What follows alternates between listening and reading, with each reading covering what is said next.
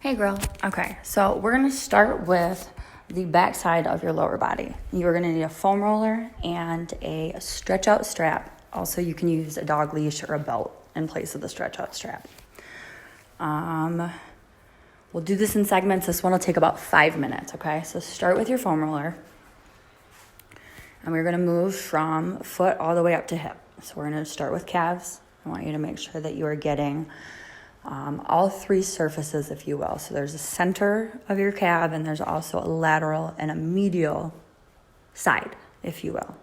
So make sure that you're hitting all portions of that.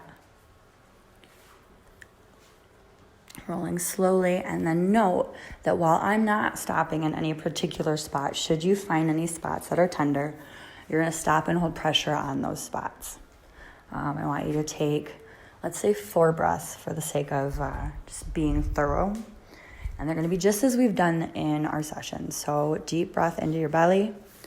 You're going to hold for 3 seconds. And then I want you to forcefully expel your air in a way that flexes your abs in order to get the last little bit out of your abdomen. 4 times, making sure that you are trying to relax, trying to keep your shoulders away from your ears, trying not to cringe. I know that's hard. But we're going to do that on each of your body parts, not necessarily each tender spot, but if you find anything in the center portion of your calf, will stay there. If you find something in the medial portion of your calf, will stay there again, okay? So once you're done with your calves, you're going to do the same thing with your hamstrings. There are 3 surfaces, center, medial, and lateral. I want you to get all 3. And again, holding pressure in the points that are really tender. When you are rolling your hamstrings also, the more that you can sit directly down onto the foam roller, the better. If you can place your weight directly into the roller, it is going to give you the most optimal experience with your self-myofascial release. And so,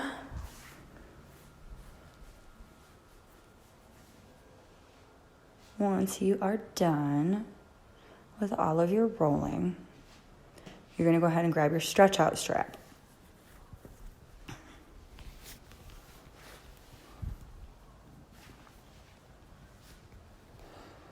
Initially, I want you to put the strap around more of the ball of your foot and your toes, and that is going to help to facilitate a full stretch in both your calf and your hamstrings. So you're going to pull your leg up as high as your body will allow for you to go. I don't want you to force it. And I want you to do your best to straighten out your knee. And then I also want you to pull down on the strap so that your toe grows nearer your shin. We will stretch 3 positions this way. You will pull your leg after the initial straight up and down that'll get the center of your hamstring.